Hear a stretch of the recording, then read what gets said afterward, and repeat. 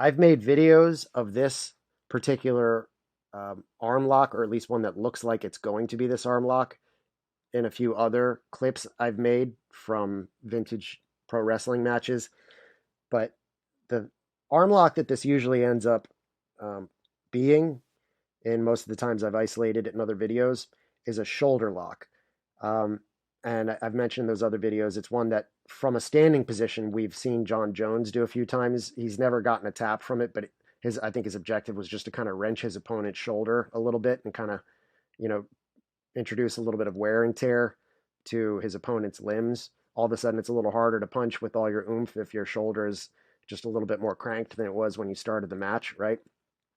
But in this particular example, it ceases to be a shoulder lock because the attacker has moved his figure four grip, or his 2-on-1 grip, I should say, higher up so that the defender's elbow is against his like forearm and his elbow. So the pressure there ends up being an elbow break, not a shoulder crank. So when I do this particular submission series, whether I'm doing it from standing, whether I'm doing it from knee on belly, which is one of the only big differences between me and this attacker here, when I do it, or whether we're doing it from guard, it it's worth mentioning that this can always start as a shoulder throw, and half the time the defender, in his own attempts to escape, gives you this elbow break option.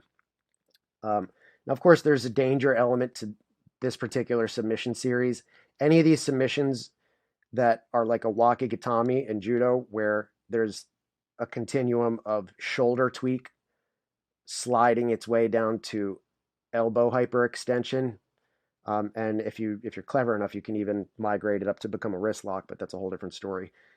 But there's always due caution when applying these because this particular sort of 2-on-1 grip, where it can slide up to the elbow, a lot of the time the defender can break his own elbow just by trying to escape it in too squirrely of a way. So I don't think that we see less of this submission because it's less effective. I I mostly think we don't see it as often just because it's one that not everyone trains as universally. People get a hold of that arm and they usually, um, if anything, they'll flip their body over to the other side to turn it into a Juji Gatami armbar, um, or they'll migrate to a head and arm hold rather than trying to insist on that 2-on-1 grip on just the arm. I mean, they'll do all kinds of things, or they'll migrate the knee up to turn it into a same side armbar. There's just a lot of other options that people seem to prefer, even though they have the keys to the kingdom already. Not necessarily the way that this attacker is applying it, again, because he's not really pinning the opponent's body in any way.